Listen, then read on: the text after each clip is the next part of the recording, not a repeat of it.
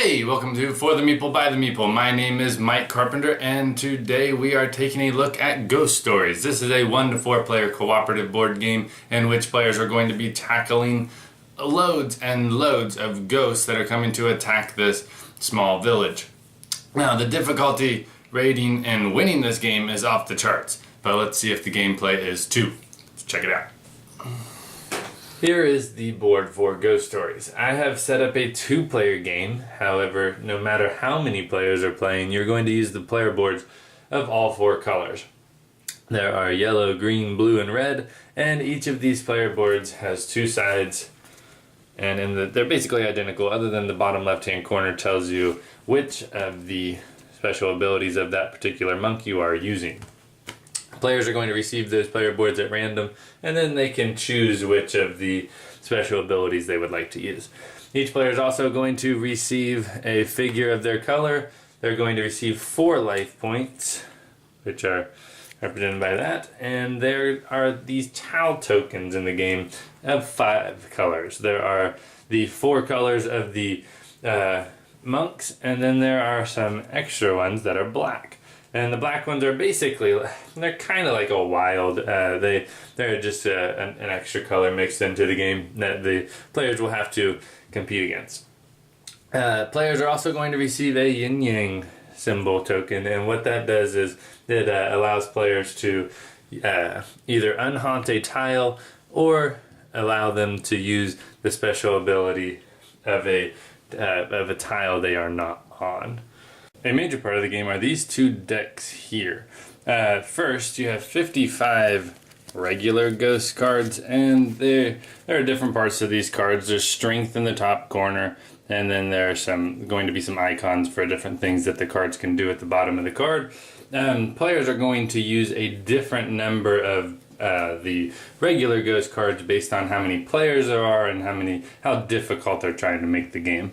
There are also 10 incarnation cards, and as you can see, they're even stronger than the other ghosts, which are by no means weak. So the incarnation cards are shuffled, and then depending on how difficult of a version of the game you're playing, you will add different numbers of incarnation cards to the deck.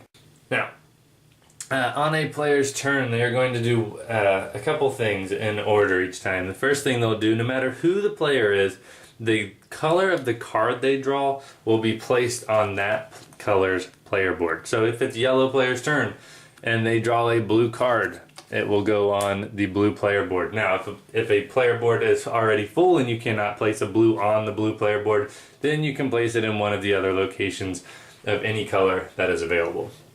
Now, when we drew this card, we had a symbol at the bottom, and it was it represents a haunter. It kind of matches the figure here.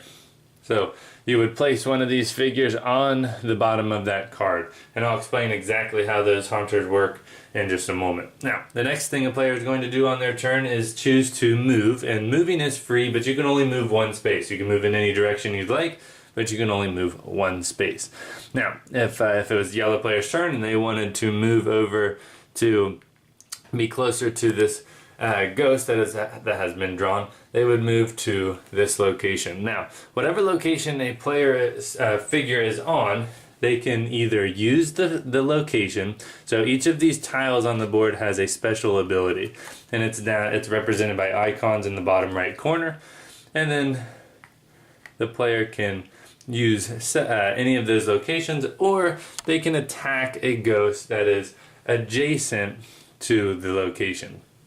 So, if the yellow player was here and that ghost was there, the player is going to be able to attack it.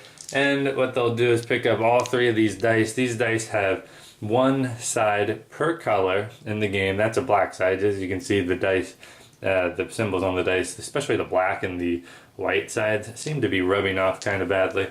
But there's also a white side to each of these tiles, if you can kind of see that, and that represents a wild, so you can use that as any color when you roll it. So we saw that this player this ghost, if you didn't see it, has 3 blue icons in the top left corner. That means it's going to need 3 rolls of a blue side of the dice and or white, since it's a wild, to kill it. Now, obviously, my chances aren't good here, but I'm going to roll and show you. I've got 2 whites and a yellow. If you can see that die roll. And I would be able to use the 2 whites as wild cards that would do 2 damage to the ghost. However, I do not have any way of killing this ghost because each player is only going to start with a black and a token of their own color. So the yellow player wasn't able to kill that. So that's the end of the yellow player's turn. Now, it would go to the next player to the left, and in a 2-player game, you're going to actually basically skip over those players' turn, other than if there are certain monsters there that will affect you in some way, especially the haunters. Now, as it gets to the blue player and it's their turn, when a card on a player board has a haunter on it, it's going to move up to the second space represented by haunter icons. If this haunter, or any haunter, ever gets to the 3rd location, it's going to haunt that tile. Now, the backside of each of these tiles is just kind of a darkened version of the location, and it's going to represent that it cannot be used, it's haunted. Now, it can be flipped over again by using the yin-yang symbol, or there are some other ways from some of these special abilities to flip over a tile. If there are ever 3 of those tiles flipped, 3 of these tiles ever flipped over at the same time, the game immediately ends and the players lose. So on the blue player's turn, he is going to again draw the top card of the deck. Now, each of these cards has, this one specifically, has 3 different icons on the bottom. The icons on the left are going to happen as soon as the card is put into play. The tile in the middle is going to have an effect that happens on each turn of that player. So, as I said, for this particular icon, the haunter figure is going to move up on the blue player's turn each time. So with the black cards, there is not a player board that matches the black color. So what happens is they have to take that, and if there's any space available on their player board, they will take the black card. If their player board is full, again, they can place it wherever they would like. If at the beginning of a player's turn their player board is ever full, they are going to lose 1 life point immediately. And that is probably the most difficult thing to deal with throughout the course of the game. Your player board will get full pretty quickly if you are not controlling the ghost and doing a good job of eliminating them. Now, this game boils down to making good calculations on when you should use the special abilities or when you should attack ghosts, because you can only use either the special ability of the tile you are on or attack a ghost.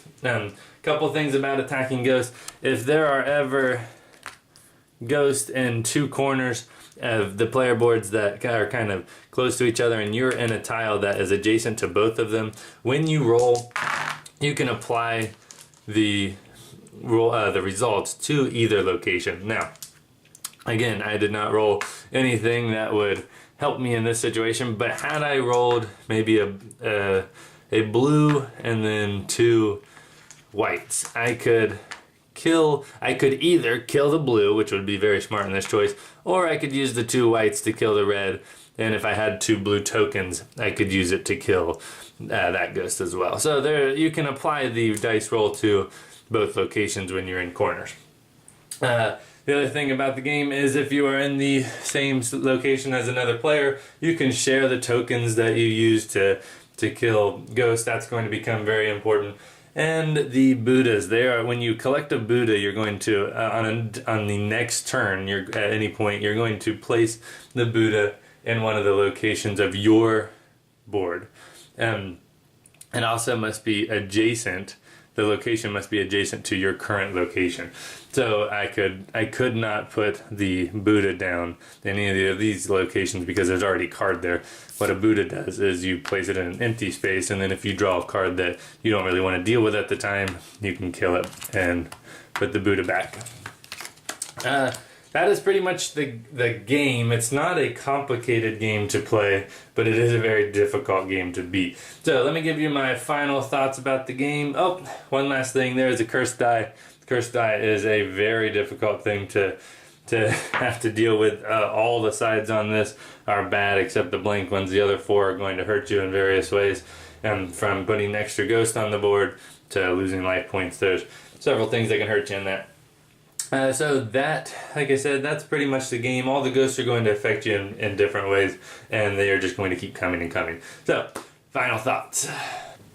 Ghost Stories is a very good cooperative game, and while cooperative games are difficult as it is, this one is on the high end of the spectrum in terms of winning the game. Learning the game is not all that difficult. There are some core things that a new player has to know, and you can get going with those and then kind of introduce some of the pieces that are laying on top of the core as the play continues. At least in the first one. Now, for a team to do really well and beat this game, they're going to have to have a pretty thorough understanding of the way everything works together. Now, I do have a few cons for the game. The rule book is not all that well written.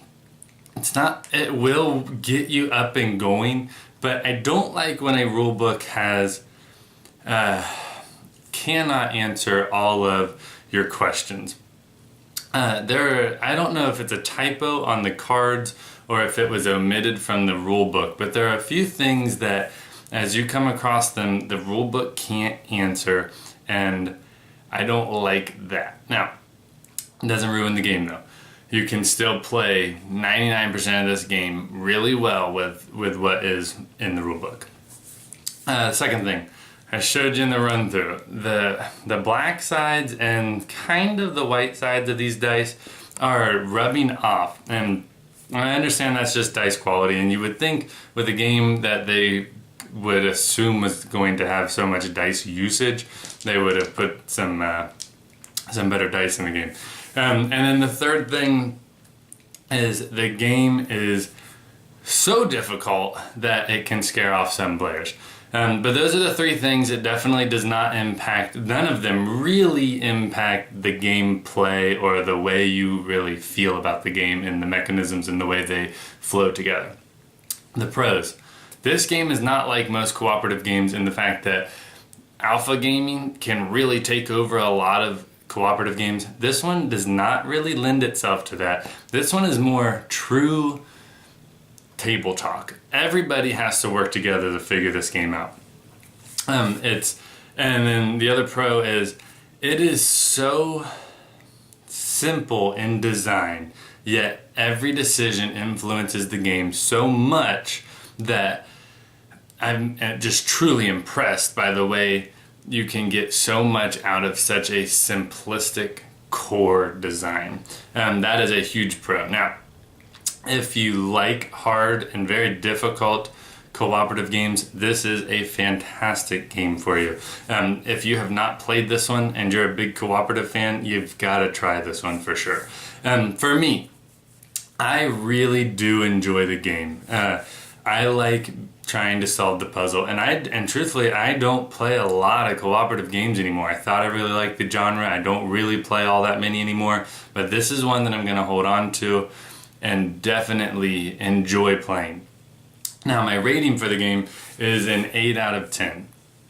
And I'm in that range and not higher, really, which with as much as I like it, I want it to be higher, but I don't go any higher than 8 because it's not the easiest game to suggest to other people. The fact that it's cooperative can kind of make people stay away from it. The fact that it's a difficult, really difficult cooperative game really makes people want to avoid it sometimes, or some people. And then the theme is not childish by any means, but it's just an odd feel. It's almost toy-like, and certain people are going to kind of steer clear of a game that feels like this one. But that part may just be my own personal opinion and feel of it and the experiences I've had. But it's just something worth mentioning that I've seen, and I'm not positive that it's going to influence everyone out there. Now, I would play this game if anybody offered it to me. If a group said, hey, we need a third, or we need a fourth, or we need somebody that wants to play Ghost Stories, I'd be all over it. I would love to play with people that enjoy this game. And I'm so impressed by the design that I want it to be higher than an 8, but I just have a couple of those reservations that keep me from getting it on the table. And just in the back of my mind, as I'm thinking about a game to play, I will say maybe Ghost Stories, but then I'm thinking there's probably a couple reasons why this one maybe won't go over really, really well. I might have a better choice on my shelf. So I will suggest it at times, and I will never ever turn down an opportunity to play this game with other people, but it's just got some things in there that keep me from wanting to suggest it at all times. So 8 out of 10. That's Ghost Stories. Fantastic cooperative game. Leave a comment. Tell me how you approach this game. I know how I try to beat it, but it doesn't work all that often. So let me know some of your strategies and approaches to beating this game more than you lose the game. I would love to hear about it. As always, thanks for watching, and I hope to see you again next time. Thanks.